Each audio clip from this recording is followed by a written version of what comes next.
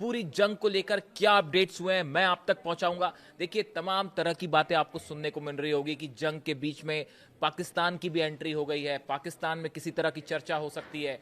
खबरें ये भी आ रही हैं कि पुतिन भी अब एक अहम रोल अदा कर रहे हैं इस पूरे मामले में, और ये भी कहा जा रहा है कि सऊदी और यूएई दोनों ने बड़ा फैसला किया है ईरान को लेकर। इन चारों देशों का रुख क्या होगा, इसके बारे में हम बात करेंगे, लेकिन सबसे पहले बात करते हैं इजराइल की। बीती रात एक बार फिर इजराइल में मिसाइल की बरसात कर दी है ईरान ने।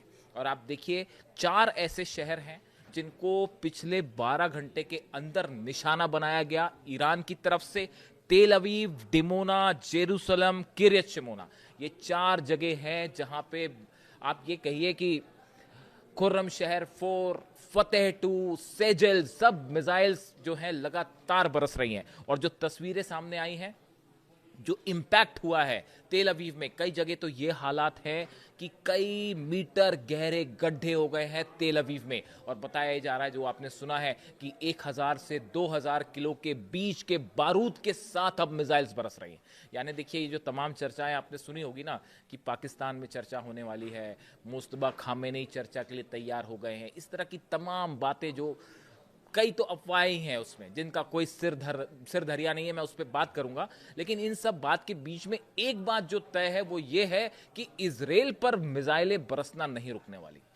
चाहे किसी तरह की बातचीत हो, चाहे बातचीत ना हो, इन सब बातों के बीच में जो बात तय है वो ये तय है कि इजराइल में तबाही हो रही है और ये तबाही जारी रहेगी। इजराइल पर हमले नहीं रोके जाएंगे, ये बात ईरान की सेना ने तय कर ली है। देखिए, लगातार मैंने आपको चारों शहरों के नाम बताए, मिसाइल्स गिर रही हैं। करीब 7000 बिल्डिंग्स की कल तक खबर आ चुकी थी कि 7000 बिल्डिंग्स इजराइल में पूरी तरह से तबाह हो चुकी, और ये संख्या लगातार बढ़ती जा रही है। घायलों की संख्या, जो इजराइल का मीडिया बता रहा है, उससे कई गुना ज्यादा है। मौतों की संख्या कई गुना ज्यादा है। और इसको लेकर आपको पता ही है, इजराइल में जो है किसी तरह के दावे नहीं होते। और सबसे खतरनाक स्थिति जो है, कल मैंने आपको बताया था, अपने पिछले वीडियो में आपको बताया था मैंने, कि किस तरह से जो है डोनाल्ड ट्रंप ने कहा कि हम हमले नहीं करेंगे, लेकिन उसके बाद कल 3 ठिकानों पर ईरान में, जो कि गैस और इलेक्ट्रिक स्टेशंस थे, उस पर अलग अलग हमले किए गए। और उसके बाद ईरान का वो गुस्सा देखने को मिला कि रात को तो मिसाइल बरसी बरसी, बीते दिन भी लगातार मिसाइल बरसती रही, और पूरी तरह से इजराइल का डिफेंस सिस्टम धुआं धुआं हो चुका है। और एक बार फिर इस तरह के दावे हो रहे हैं, ये खबरें आ रही हैं कि जो एयरपोर्ट्स हैं इजराइल के, बेन गुरियन एयरपोर्ट और नेवातिन एयरपोर्ट, इन दोनों जगह पर बताया जा रहा है कि 20 से 25 प्लेन जो है वो तबाह हो चुके हैं इस एयरपोर्ट पर रखे हुए, चाहे वो सिविलियन प्लेन्स हों, चाहे फाइटर जेट्स हों। करीब 20 से 25 प्लेन की तबाही की खबर है इजराइल में। इस तरह के दावे हो रहे हैं, इसको लेकर मीडिया में कोई रिपोर्ट नहीं है, लेकिन इस तरह के दावे, खबरें आ रही हैं कि यहाँ पे जो प्लेन्स थे एयरपोर्ट पर, उनके ऊपर जब मिसाइल्स अटैक हुए, उसमें से 20 से 25 प्लेन तबाह हुए। कुछ इंतजार करना होगा, शायद धीरे से खबर निकल के आए। ये वैसा ही है जैसे 16 प्लेन तबाह हुए थे अमेरिका के, लेकिन क्लेम नहीं हो रहा था, और बाद में देखिए खबर सही साबित हुई। इसके अलावा देखिए, 2 बेहद अहम खबर है। पहली खबर है, जो आपने सुना होगा कि पाकिस्तान को लेकर इस तरह की चर्चाएं हैं कि पाकिस्तान जो है वो ईरान और अमेरिका के बीच में एक बातचीत करवाने की कोशिश में है। इस तरह की खबरें आपने सोशल मीडिया पर सब तरफ देखी होगी। और ईरान की संसद के जो स्पीकर हैं मोहम्मद बागर गलीबाफ, बताया जा रहा है कि इस तरह की खबरें थी कल, इस तरह के दावे हो रहे थे अलग अलग अखबार में कि इनकी तरफ से जो है वो बातचीत, ईरान की तरफ से ये बातचीत कर सकते हैं, इस तरह की तमाम बातें आई। कुछ लोगों ने ये भी कहा कि ये पाकिस्तान पहुंच चुके हैं, और ये कहा गया कि जल्दी जो है वो बातचीत शुरू हो सकती है दोनों देशों के बीच में, ऐसे दावे हैं। ईरान की तरफ से इस तरह का कोई कंफर्मेशन नहीं है, ना ही इसी तरह की कोई खबर है कि ईरान ने किसी तरह की बातचीत का प्रस्ताव रखा है या किसी बातचीत को स्वीकार किया है या अपने रिप्रेजेंटेटिव कहीं भेजे जा रहे हैं। अभी तक ईरान की तरफ से ऐसी कोई खबर नहीं है, मैं आपको साफ कर देना चाह रहा हूं। दूसरी आप खबर देखिए, कल तो बल्कि हैरानी वाली स्थिति ये थी कि कई जगह दावे हो रहे थे सोशल साइट्स पे कि जो है मोहम्मद बागर गलीबाफ जो है वो पाकिस्तान भी पहुंच गए हैं और बातचीत करने वाले हैं, जबकि उनकी तरफ से कहा गया कि ऐसा कुछ नहीं है। यानी ये भी एक बड़ी अजीबोगरीब स्थिति है। देखिए, ऐसे तमाम बात हो सकती है, तमाम चीज़ें सामने आ सकती हैं, लेकिन इसमें सबसे अहम बात है कि ईरान के विदेश मंत्री वो क्या कहते हैं। देखिए, ईरान के विदेश मंत्री अब्बास अराक्ची साहब की तरफ से जब तक कोई इन्फॉर्मेशन नहीं आती तब तक इस तरह की किसी भी बात को स्वीकार नहीं किया जा सकता। देखिए, ना सिर्फ 12 दिन की जब जंग हुई थी तब से लेके अब तक ईरान की तरफ से जो भी ऑफिशियल बातचीत हुई उसमें ईरान के विदेश मंत्री अब्बास अराक्ची साहब शामिल थे। उनकी तरफ से हमेशा ईरान के स्टैंड को बड़ा क्लियर कट रूप में सामने रखा गया। जो ईरान की बातें थी वो भी सामने रखी गई। उन्होंने अभी हाल ही में ये साफ किया कि ईरान ने किसी तरह की सीज फायर की कोई पहल नहीं की और सीज फायर का कोई सवाल ही नहीं उठता, हम अमेरिका से कोई बातचीत नहीं करेंगे। तो ये इस तरह की जो खबरें हैं कि पाकिस्तान के ज़रिए जो है वो एक तरह की बातचीत शुरू हो सकती है या पाकिस्तान में नुमाइंदे पहुंच सकते हैं ईरान के, ये सब बातों का मतलब तब होगा जब इसका कंफर्मेशन अब्बास अराक्ची साहब की तरफ से आए। इस समय ईरान की विदेश नीति को इस जंग के माहौल में बेहद खूबसूरती के साथ अगर किसी ने रखा है तो वो है ईरान के विदेश मंत्री। बेहद नपे तुले शब्दों में बात करते हैं, वो हर बात का मतलब जानते हैं कि वो क्या कह रहे हैं। जब तक उनके सोशल हैंडल से या उनकी तरफ से प्रेस में ये बात जानकारी नहीं दी जा सकती तब तक मेरे मुताबिक जो मेरी समझ कहती है कि इस तरह की किसी भी बात पर विश्वास नहीं किया जा सकता जो खासकर अमेरिका से आ रही हो या फिर सऊदी के कुछ अखबार दावा कर रहे हो।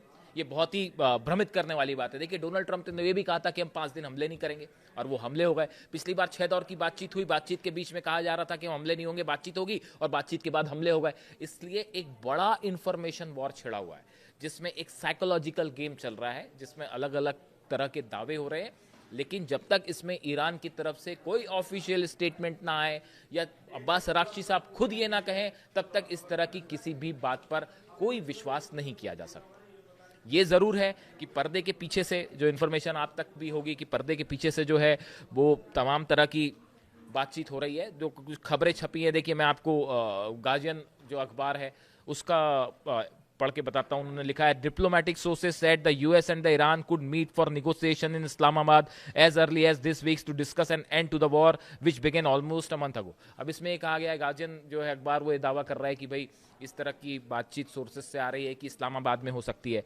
Pakistan military leadership has been attempting to broker negotiation between the US and the Iran. इस तरह की बात आई है कि ईरान की जो पाकिस्तान की जो मिलिट्री लीडरशिप है उनकी तरफ से कोशिश हो रही है कि दोनों देशों के बीच में बातचीत हो। इस तरह की खबरें जो है वो गार्जियन ने छाप रखी। लेकिन सवाल ये है कि इस पूरे मामले को लेकर इस समय ईरान का क्या कहना है ये अभी साफ नहीं है। ईरान ने अभी तक IRGC का जो पॉइंट है वो साफ है, कोई सीज फायर की बात नहीं होगी, किसी तरह के प्रस्ताव पर कोई बातचीत नहीं होगी और वो जो स्टैंड है उस पर कायम है कि जंग नहीं रुकेगी।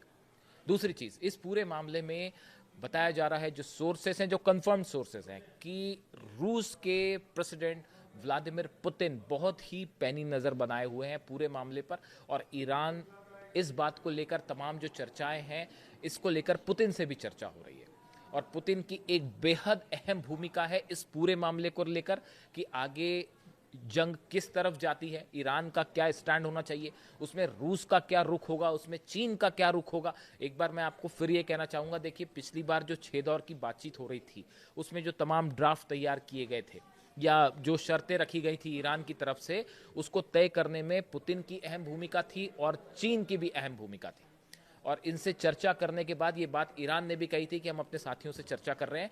यानी इस पूरे मैटर में जो इस तरह की खबरें हैं कि क्या कोई सीज फायर की बात हो सकती है या कुछ शर्तों पे चर्चा हो सकती है, जो दावा बार बार ट्रंप कर रहे हैं, इसमें पुतिन का कहना, पुतिन क्या सोचते हैं, ये भी बेहद अहम होने जा रहा है। रूस की तरफ से बात कही गई है फिर से एक बार कि अली खामनेई साहब को टारगेट करना अमेरिका की बड़ी भूल थी और लीडरशिप को निशाना बनाना बड़ी भूल थी। देखिए, मैं खुद भी इस बात को व्यक्तिगत रूप से मानता हूं कि इस जंग में जो सबसे बड़ी गलती हो गई अमेरिका की और इजराइल की, वो है ईरान के सुप्रीम लीडर को टारगेट करना। देखिए, जंग होती है, दो देश आपस में लड़ते हैं और जंग रुकती भी है, लेकिन अली खामनेई साहब सुप्रीम लीडर थे, रिलीजियस लीडर थे। दुनिया में करोड़ों लोग उनसे मोहब्बत करते थे, उनका रिस्पेक्ट करते थे।